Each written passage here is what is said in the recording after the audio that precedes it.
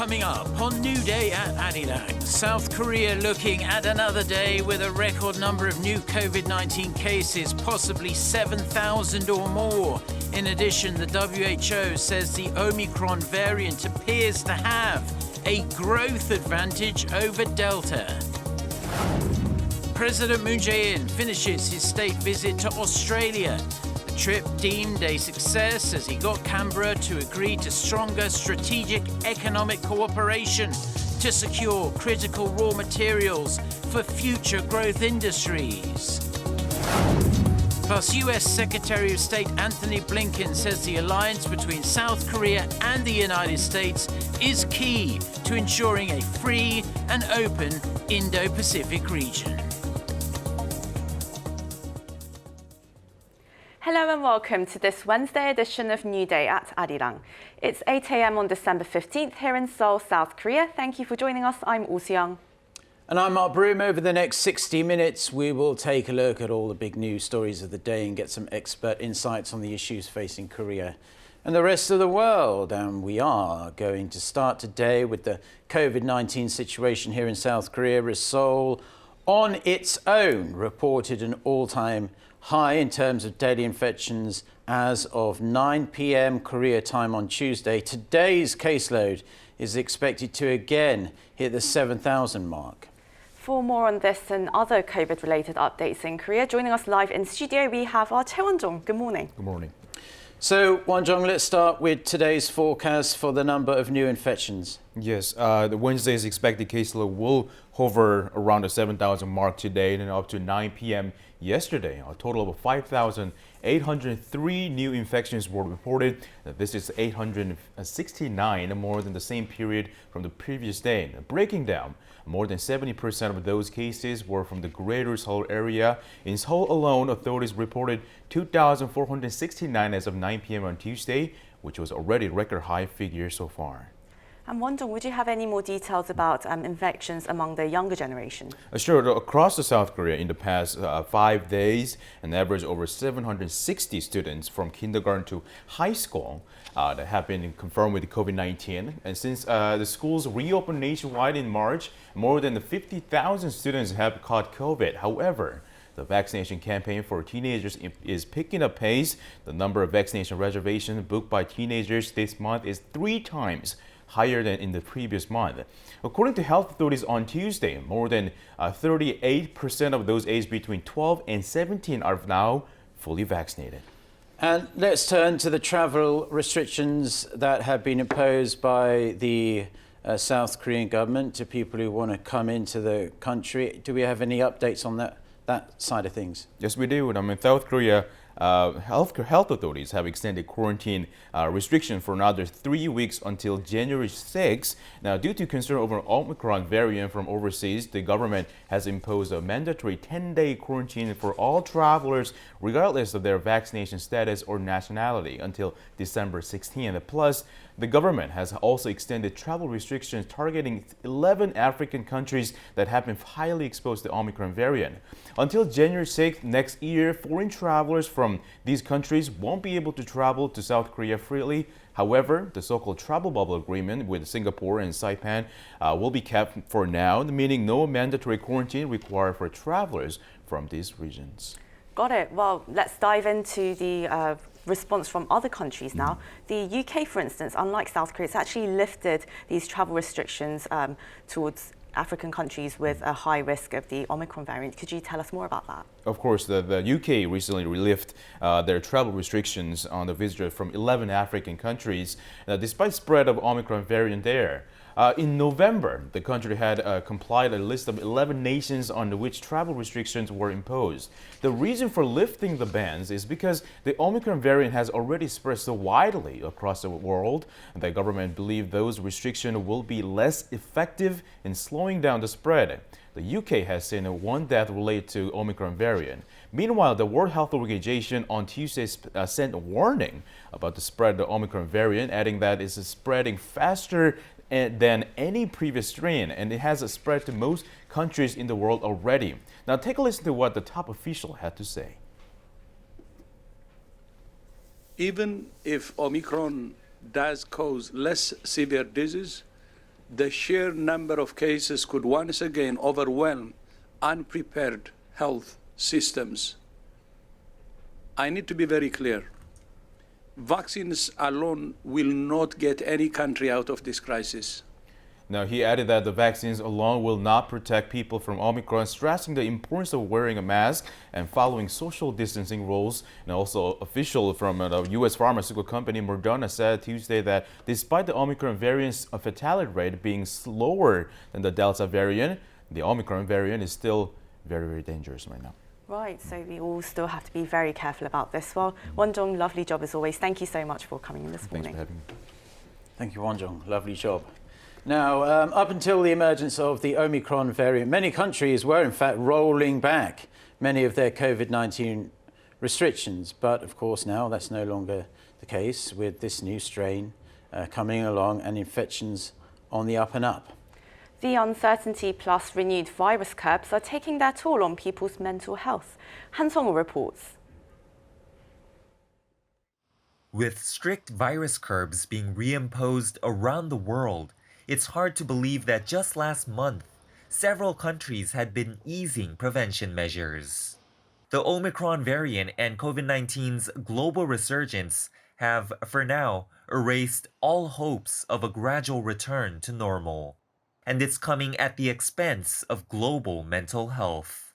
Pointing out the frustration people are feeling over 2 years of, quote, zigzagging policy and false dawns, the New York Times reported on Monday U.S. local time that people's resilience has dwindled. Director General of Rome-based research group Census, Massimiliano Valeri, says the social ladder on which people could improve their position in life has been blocked by the pandemic, worsening public anxiety over the future. According to the head of Italy's national psychologist body, David Lazzari, recent studies in the country showed cases of anxiety and depression had doubled since the pandemic began. The same's being reported in France as well, where an epidemiologist has also observed a spread of anorexia and bulimia among adolescents and young adults short of actual human contact. Over in Russia, therapists have reported conspiracy theories among patients, obsessive behavior, and a strong increase in a public mistrust of vaccines.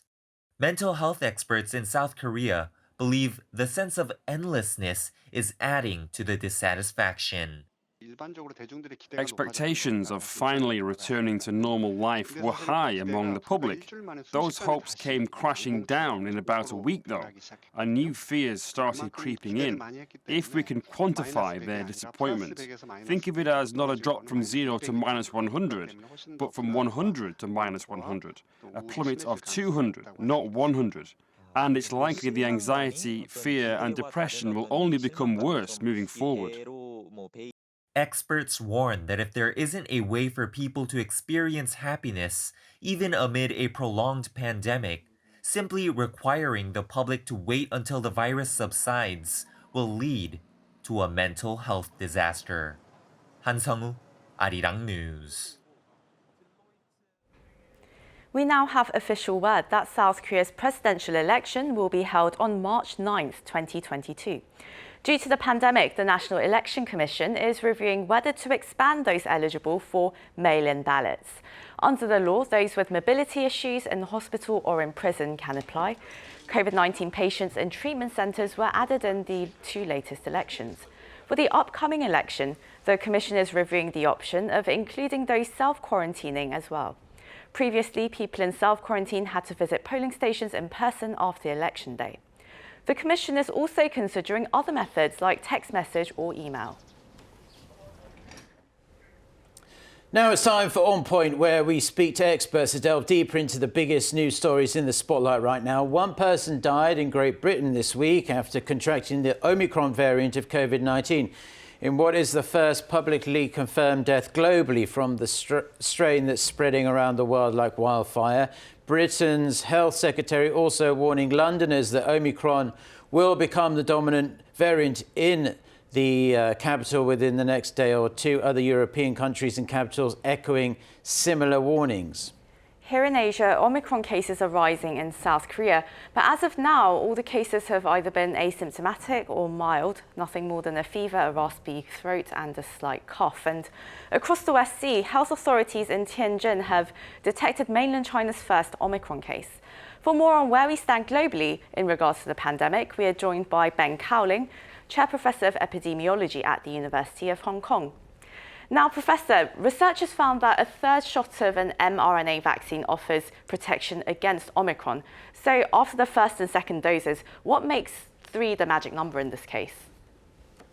That's a good question that I think immunologists are really looking hard at, because it does seem to make a very drastic difference. For someone who's only had 2 doses quite recently, they don't have an awful lot of protection against Omicron. But if they had their 2 doses a while ago and then their 3rd dose more recently, they do have a reasonable level of protection. It's up to about 70% estimated in the UK. So I don't understand exactly why the third dose makes such a difference. We know for some other vaccines, hepatitis, you do need 3 consecutive doses in order to get to the highest level of protection. It may well be that in the future, if we have a 4th dose, we can do even better. We can get ourselves to even a higher level of protection. We'll have to see. But for now, it's very clear that the 3rd dose makes a big difference. Right, and 4th dose, 5th dose, 6th dose, who knows where this will end up. But a new study shows that vaccine effectiveness against symptomatic infection from the Omicron variant is likely to be much lower than against earlier variants. However, the vaccines we have now still offer a degree of protection against severe disease. With this in mind, do you think it's really necessary for these big pharma companies to go out and produce new vaccines that specifically target Omicron?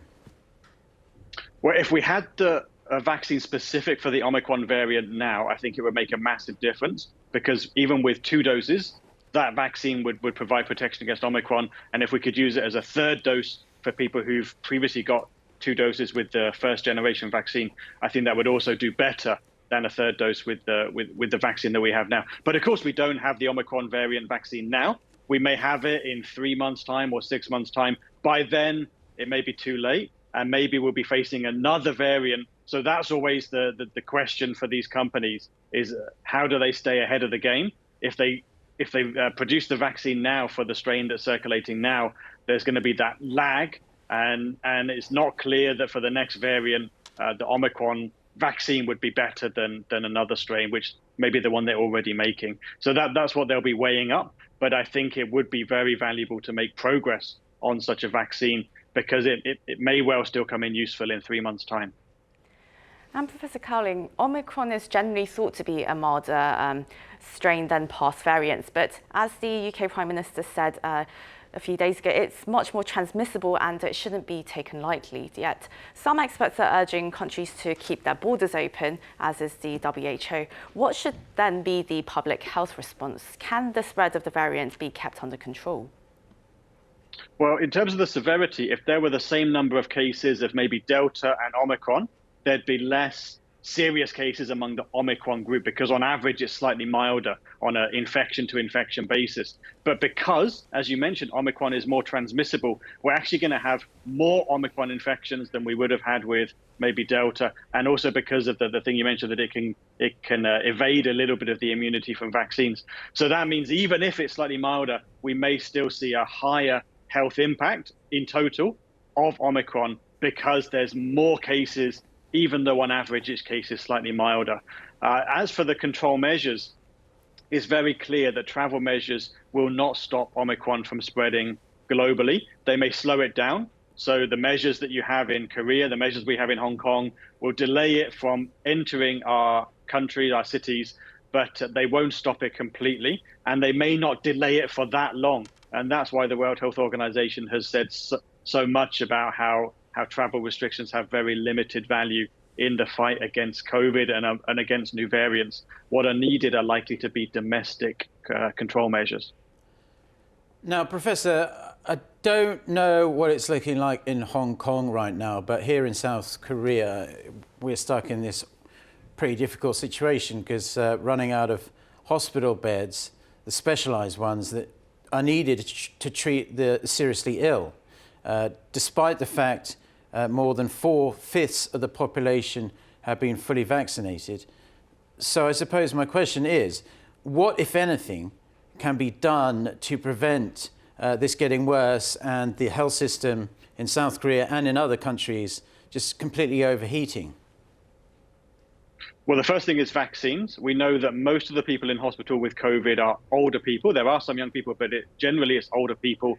And if third doses can be given up to a higher coverage in the elders first, and then going down to the people 70s and 60s and even 50s, that will make a massive difference. And the quicker that can happen, the better. And then the World Health Organization have been very clear that vaccines on their own are not enough. And it's quite likely that some public health measures will be needed to slow down the spread of Omicron, to spread out the cases over a longer time period. Now it's probably not worth trying to get cases all the way back down to zero and hold at zero. But you could do that. But as soon as you then relax the measures that are helping you achieve that, as soon as those measures are relaxed, the case numbers are going to come back up again fairly soon to where they were. And so you're only delaying the whole thing. You're not really having an ultimate effect on the size of the epidemic. So slowing the epidemic down is probably the way to go. And that's with vaccines, especially third doses, but also bringing back probably some more stringent public health measures for this winter. Professor Cowling, as always, a pleasure to hear your insights, and thank you for joining us this morning. Thank you.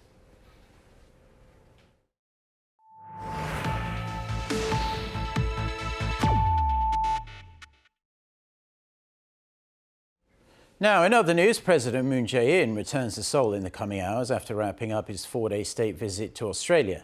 He returns with new defence and material deals for South Korea under his belt. President Moon also used the occasion to drum up support for his administration's plans for lasting peace on the Korean Peninsula. Our Blue House correspondent Kim Min-ji, who has been travelling with the president for the past few days, takes a look back at his trip down under. President Moon's state visit to Australia was focused on boosting strategic economic cooperation to secure critical mining products for future growth industries, as disruptions to supply chains show little sign of ending soon. Seoul and Canberra signed an MOU to expand cooperation in mineral supplies based on their complementary industrial structures. Australia is rich in resources like nickel, cobalt, and lithium, key in the production of semiconductors and electric cars, industries where South Korea is a global leader. 핵심 광물의 탐사와 개발, 생산은 물론 광산 재해 관리까지 자원 개발 전 주기에 걸쳐 협력하기로 했습니다. South Korea and Australia also inked a defense deal under which the Australian Army will buy 30 K9 Thunder self-propelled howitzers from South Korea's Hanwha Defense, in a deal worth around $840 million. 국방, 방산, 사이버 분야를 비롯해 안보 협력을 확대하기로 했습니다. 특히 오늘 계약이 체결된 K9 자주포 사업을 신호탄으로 전략적 방산 협력을 강화할 것입니다. President Moon didn't stop pressing his plans for North Korea diplomacy either, calling for Australia's continued support for the Korean Peninsula peace process. He also vowed to do his best until the end of his term in May 2022 to bring Pyongyang back to talks. At a press conference, he said his proposal for an end-of-war declaration is aimed at creating momentum for talks and denuclearization. He also stated that South Korea is not considering a diplomatic boycott of the 2022 Beijing Winter Olympics. President Moon stressed the need to maintain harmonious ties with China to engage with North Korea. 미국을 비롯한 어느 나라로부터도 참가의 권유를 받은 바가 없고 한국 정부도 검토하지 않고 있습니다.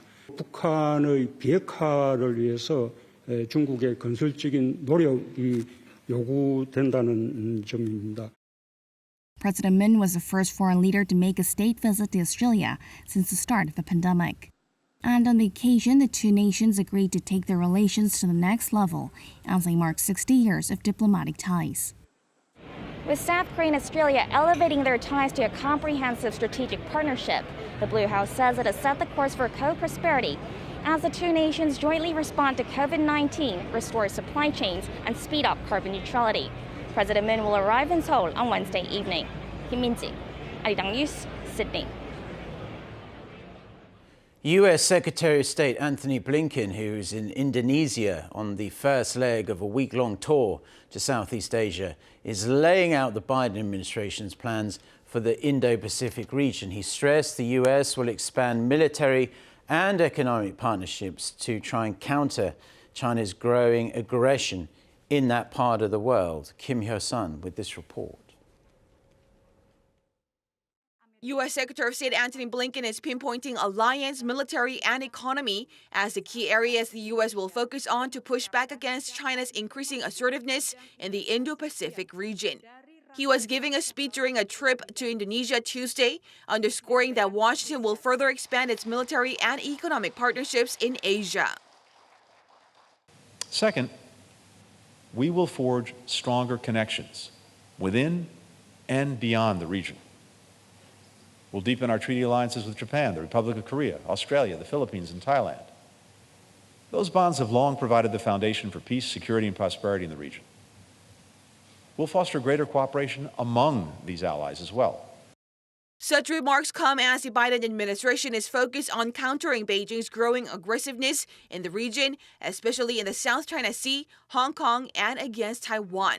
Blinken also reaffirmed Biden's determination to maintain peace and prosperity in the region. He added that's why the U.S. seeks serious and sustained diplomacy with North Korea, with the ultimate goal of denuclearizing the Korean peninsula. On bolstering security, Blinken stressed that the U.S. will continue to carry out what the Pentagon chief previously described as, quote, integrated deterrence. And we'll adopt a strategy that more closely weaves together all our instruments of national power: diplomacy, military, intelligence, with those of our allies and our partners. Our Secretary of Defense, Lloyd Austin, calls this integrated deterrence. And it's about reinforcing our strengths so that we can keep the peace, as we've done in the region for decades. Blinken stressed that the U.S. is not trying to force countries in the region to choose between Washington and Beijing, nor is it seeking conflict with China, saying such a move would be catastrophic for the world. Kim Hyo-sun, Arirang News. The U.S. Senate has confirmed Lucy Koh to the 9th U.S. Circuit Court of Appeals, meaning she will become the first Korean-American woman to serve on a federal appeals court in the United States. The Senate this week voted 50 to 45 to approve her. The 53-year-old spent more than a decade as a district court judge in California. She was previously nominated by former President Obama in 2016, but was not confirmed by the then Republican majority Senate. Koh is one of President Biden's 4 picks for the 9th Circuit.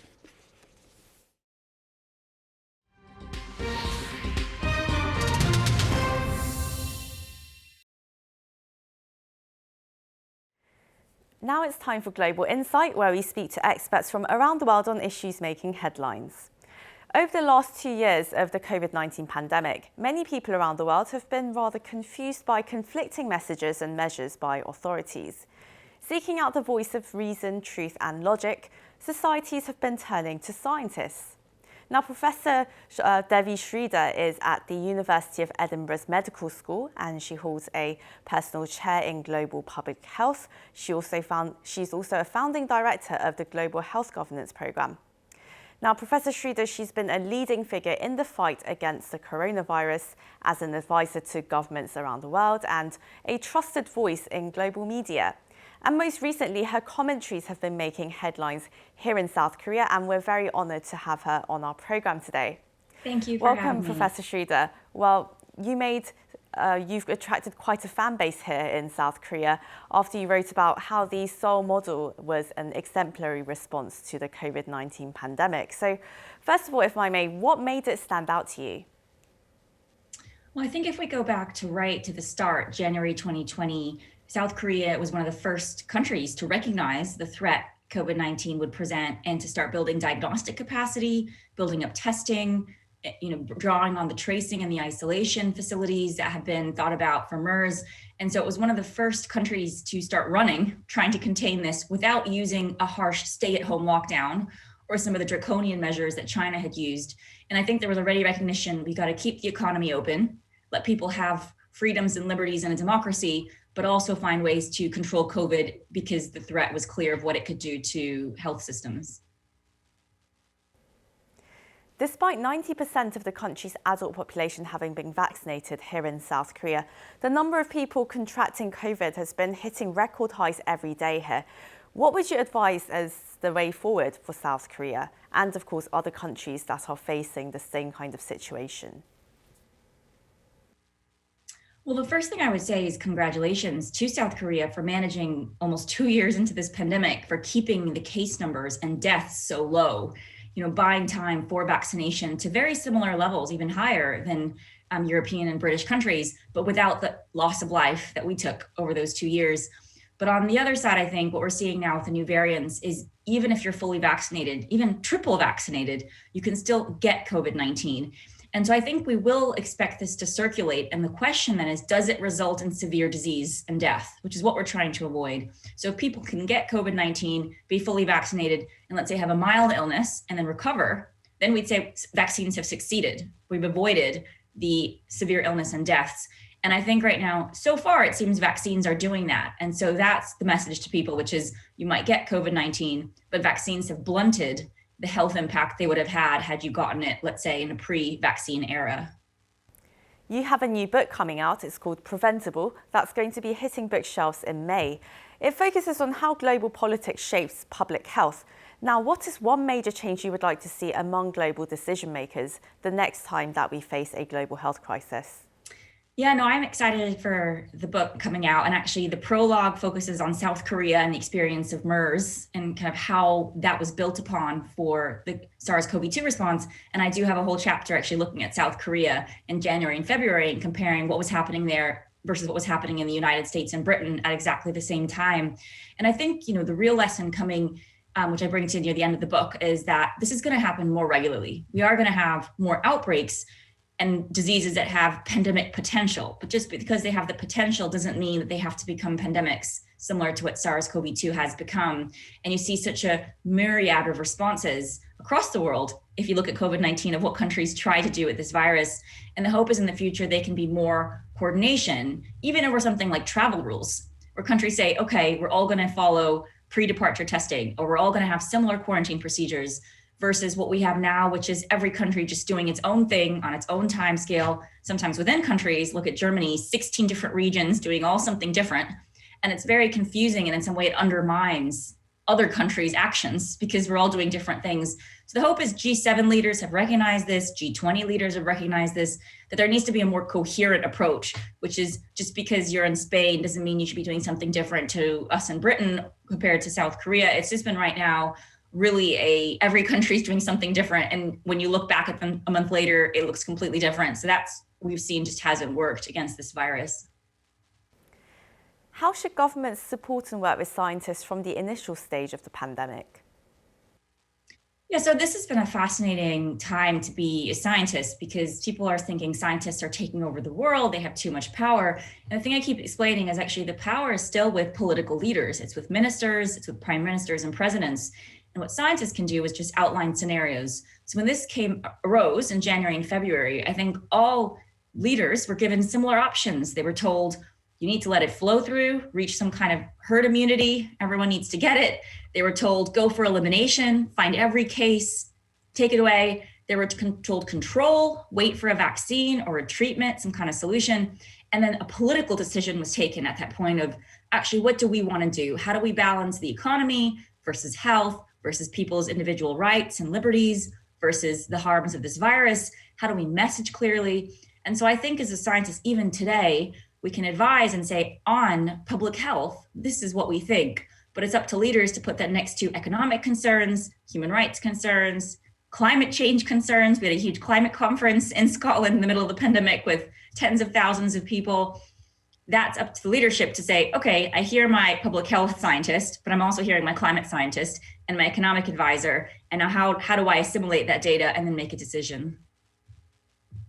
And Professor, you've emphasised how the infection cases that we talk about every day are actual people, are family, friends and neighbours. They're not just numbers. In what ways have we overlooked people and who have been the most disadvantaged? Well, I think what's been interesting is my sense of South Korea has been you haven't had the debates that we had early on. So early on here, we had debates over should we just sacrifice the old for the young, just let old people die for younger people? Do people who have cancer, do their lives matter less? I've been on debates on mainstream TV saying, well, if you have stage 3 cancer, should you just say, well, my life matters more than someone who's healthy? And so I think there's been a lot of kind of weighting of who is valuable in society. And when people die, the question being, oh, did they have underlying conditions? Because if they did, then it was okay. And if they didn't, without realizing that underlying conditions with COVID can mean being overweight, having asthma, having hypertension, being a cancer survivor, having high blood pressure, having heart issues. And if you look at how many people that is, it's a huge amount at a population level and many people we know. And so I think it had been better from the start to say, we're in this together. We're going to try to protect life overall, control numbers, because the big surprise, let's say in Britain for people and the United States, is that this can also kill you if you're unvaccinated and under 50 and you're healthy. Our ICUs are full of people who are under 40, who are fit and healthy, who thought they would be fine, didn't get the vaccine, and then end up in hospital because some of the messaging here in Britain has been, oh, it's just like the flu. You should just get it. It's harmless if you're young. And that has undermined that public health messaging of this being a serious virus. And we've had to try to reverse that, say to people, even if you're 20 or 30, you need to get vaccinated. And even if you look at the United States, 50,000 COVID deaths are in under 50s. This is also a serious virus, even if you're young. So this whole idea of young versus old was false. And unfortunately, we wasted a lot of time on that instead of saying, I guess, like South Korea, how do we contain this and not let anybody get infected? Not by locking people away, but actually by using other infection control measures, masks, asking people to avoid crowds, using selective lockdowns and the testing and tracing systems and the isolation facilities that mean that infectious people are not out, infecting others. The WHO has said that Omicron seems to have a growth advantage compared to the more deadly Delta variant. Then could the spread of the milder Omicron actually kill off Delta, or is that just wishful thinking? Well, I think first that Omicron will overtake Delta. In the UK, it's projected in the next 2 weeks because it was so widely seeded. And though we've only found hundreds of confirmed cases, the idea is there's thousands out there that are not being found because of the sequencing limitations. So I think it'll definitely become dominant across the world. Will it result in less severe disease? I don't think we know enough yet. There is data from South Africa that people had shorter stays in hospitals, but the age profile is different, I think, to what we have in Britain, or I think what you have in South Korea. And we know that age is related to severity of disease in terms of how long do you stay in hospital. And so I think we just don't know yet. And it is a gamble to hope that this is much milder. And what we were seeing, that even if it is milder, given it's more transmissible, you'll have more people infected. And we know it does translate to hospitalizations. There is not a complete broken link between cases and hospitalizations, though it's weakened, which means your health systems and your hospitals get pretty full. So in 2 to 3 weeks in Britain, if we don't see a slowing in infection rates, we are in trouble in our hospitals because we just won't have enough beds. And that's the problem. Even if it's a bit less severe, if it's more transmissible, unless it's really all the way like a common cold, but those are not the signs yet, that it's gone all the way to kind of something quite innocuous. Now this pandemic is stretching on a lot longer than many predicted in the initial stages of the virus. Now, how has this virus surprised you or changed your views as a scientist?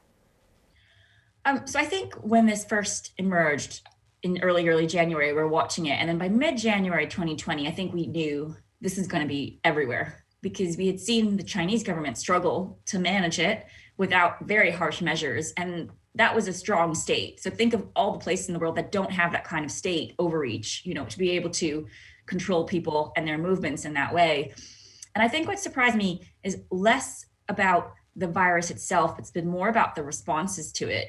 And I think the complacency of the Western world, which is also why I wanted to write the book, because Britain and the States were seen as the two leaders in public health preparedness and pandemic response. We were the scientists that other countries looked to and said, oh, how are you preparing for your outbreaks? And what are the systems you use and the data systems? And we now are at 2 years in, and you look at the death toll of the United States, it's probably going to hit 1 million in the next few months, 1 million people. Can you imagine at the start of that? And here in Britain, we're going to hit 200,000 deaths, I would guess, in the the coming weeks.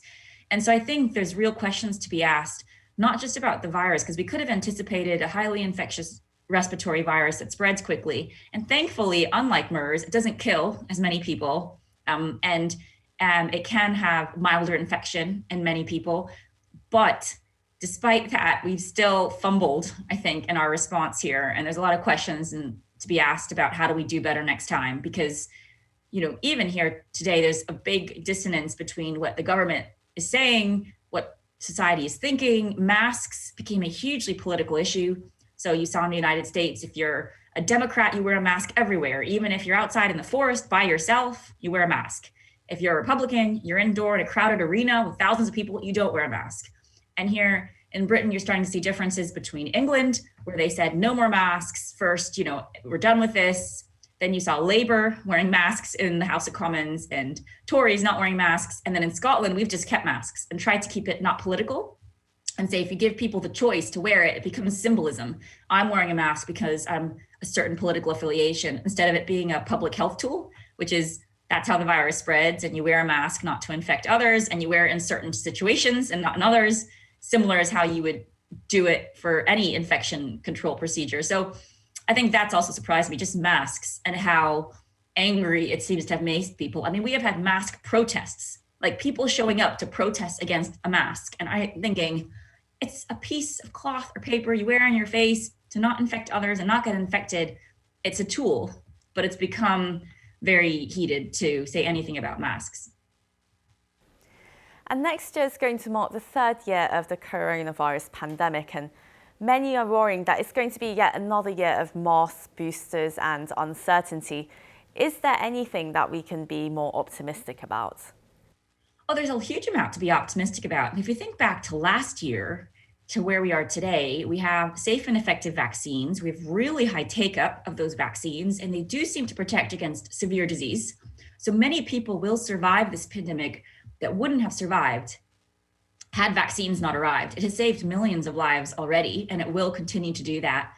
Therapeutics, there's a new Pfizer and Merck antiviral pill that seems to help reduce the severity of illness. We know there's better and better clinical therapies as doctors understand what kind of cocktails they can give to patients. Plus the testing, I think the real transformative thing has been the home testing, where people can test at home with rapid antigen tests, know if they are infectious, and then not go into, let's say, social events or crowded spaces. And that has helped. There are ways to manage this. They're not perfect ways, but they're better than we had at the start. If we go back to the start of January 2020, most people didn't think we'd even have a vaccine or any solution.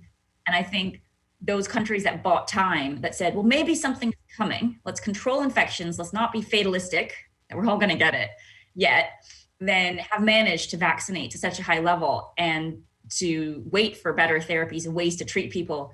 And so, yes, at some point, probably all of us will have to be exposed to this. If I look at the coming years and months, depending where you live, here in Britain, I mean, the virus is like 1 in 60 people have it. So it's circulating quite actively. So even as careful as you can be, it's still difficult to avoid it.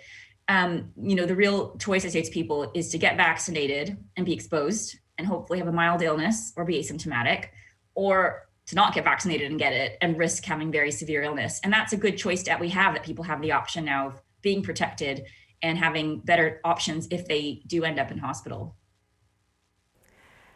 Thank you very much for that. Professor Devi Sridhar, professor at the University of Edinburgh Medical School. Thank you again so much for your time today. It was an honour to have you on our programme. Thank you, and best wishes to all of you there as well. Thank you.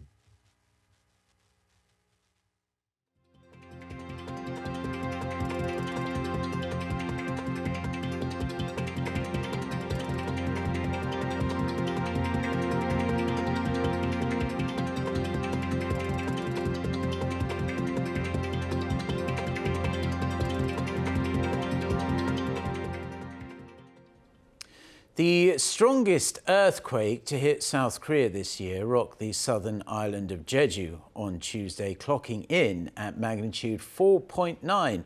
The Korea Meteorological Administration says the quake hit at 5:19 p.m. Korea time, about 41 kilometers off the island's southwestern city of Seoul.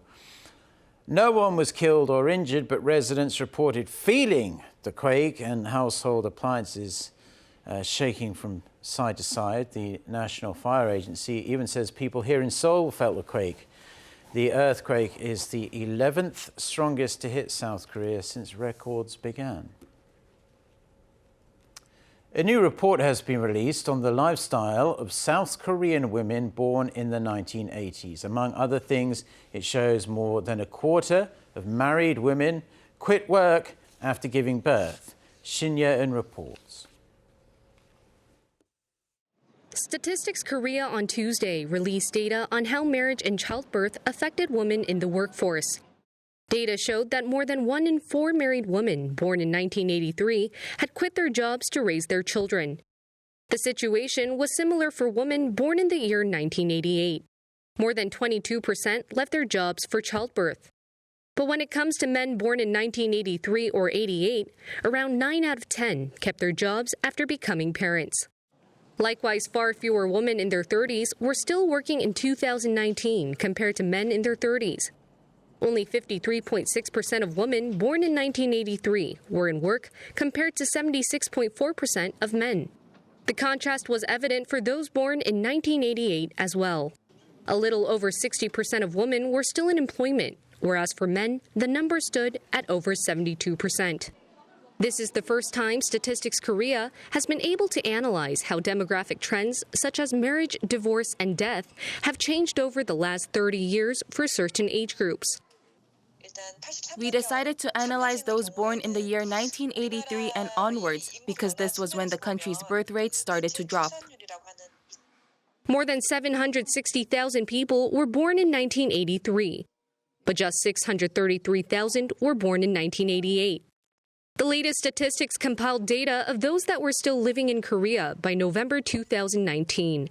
This was 92% of those born in 1983 and 94% of those born in 1988. Shin Ye-eun, Arirang News.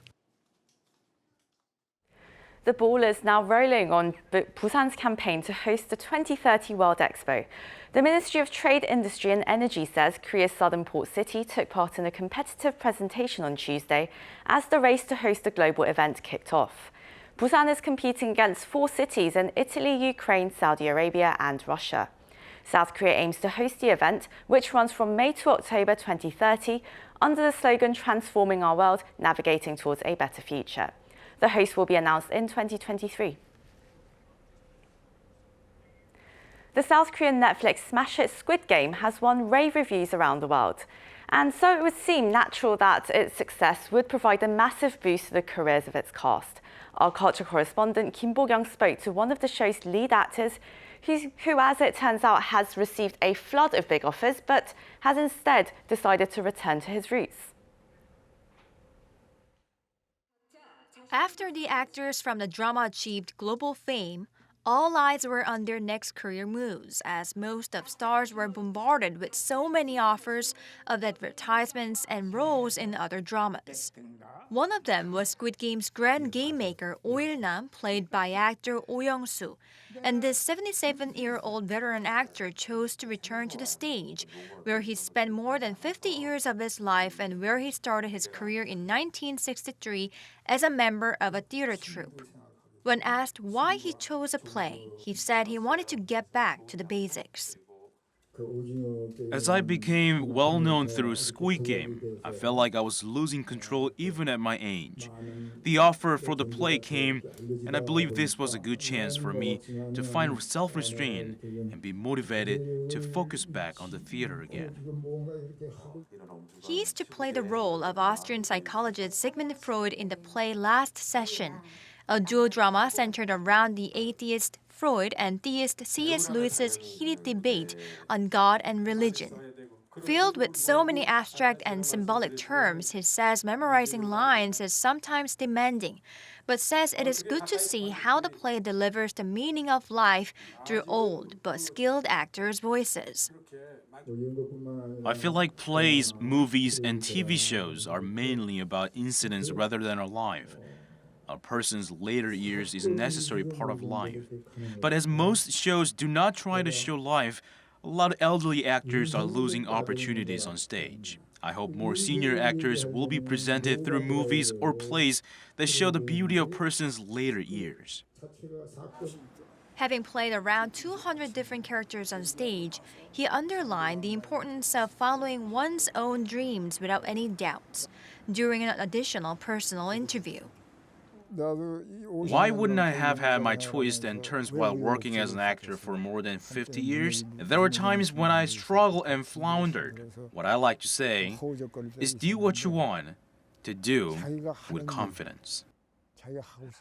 Staying true to one's beliefs and remaining balanced may be a difficult challenge, especially when faced with a huge tide of change. Hoping he will be remembered as an actor who stuck to his own path, Oh says he will continue to do his best until his last role. Kim Bo-kyung, Arirang News.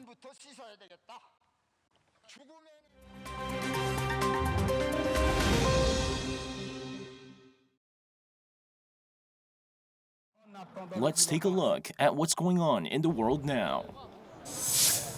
At least 60 people are now feared dead after a fuel truck exploded in a street in Haiti's second largest city of Cap Haitien on Tuesday. Naturally, a lot of human lives were lost, but up until now we cannot give a number because there have been deaths within houses we haven't identified yet. We are here to assist the population. Due to the size of the explosion, the total number of injured has also yet to be confirmed. According to local media, a gasoline truck overturned, leading to the explosion. The blast also damaged a number of houses and shops in the area, while burning nearby motorbikes and cars. The UN office in Haiti announced it stood ready to help the national authorities in its response, while offering its condolences to the families of the victims. The Haitian government also declared 3 days of mourning for the victims. The latest deadly accident comes as fuel deliveries across Haiti only resumed last month after a blockade of gangs who for nearly a month prevented trucks from loading at the main fuel ports, causing many businesses to shut down. The price rise of popular cryptocurrency Dogecoin over the past year was due in part to Tesla CEO Elon Musk's interest in the coin. But on Tuesday, Dogecoin jumped 24% on the news that Tesla will accept the coin for merchandise on a test basis. The electric vehicle maker sells merchandise such as apparel, belt buckles, and mini models of its vehicles. Musk, an avid user of Twitter, had asked users in May if they wanted Tesla to accept Dogecoin in a Twitter poll. Tesla also announced earlier this year that it would begin accepting Bitcoin for car purchases before pulling the plug on the decision. Malta became the first European country to allow limited cultivation and possession of cannabis for personal use.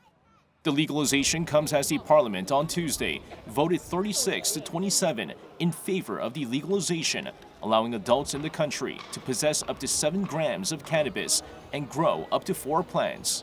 However, smoking cannabis in public will still be illegal, while anyone caught smoking in front of a child will be fined. According to Equality Minister Owen Bonici, the legalization will lower the number of cannabis-related crimes in the country. First of all, it will stop once and for all the criminalization of people who for a lot of time have been criminalized when they are not criminals. Secondly, we are going to curb drug trafficking, cannabis trafficking, by making sure that people who make use of cannabis now have a safe and regularized way from where they can obtain cannabis. Malta is now seeking to position itself as a European leader in the production of medical cannabis. Lee Seung-jae, Arirang News.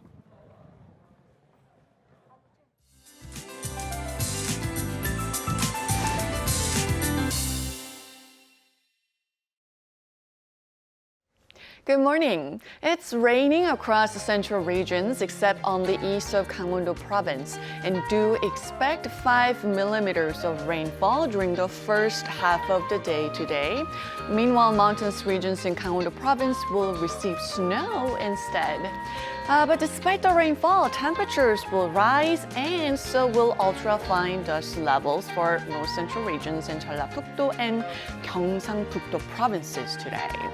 But morning temperatures are 5 to 7 degrees higher than the same time yesterday, so we could dress a bit lighter today. But again, those in central areas will need an umbrella on their way out.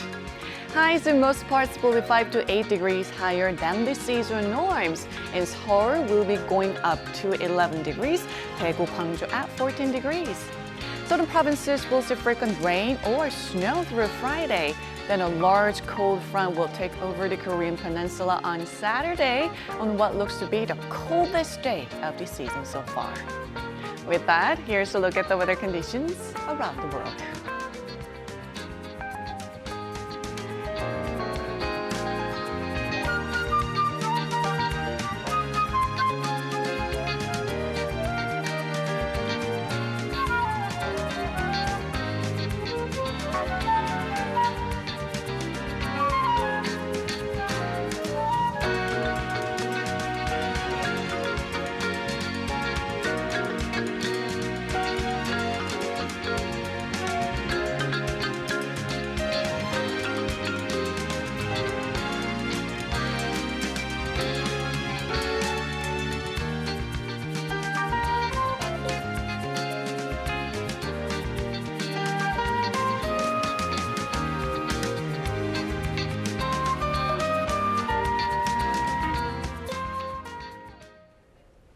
That's all we have for now. We will be back at 8 a.m. Korea time on Thursday for our next edition of New Day at Arirang. We appreciate you tuning in. I'm Oh Soo-young. And I'm Mark Broom. Thank you very much for joining us. We will see you at 8 a.m. Korea time tomorrow. Until then, goodbye.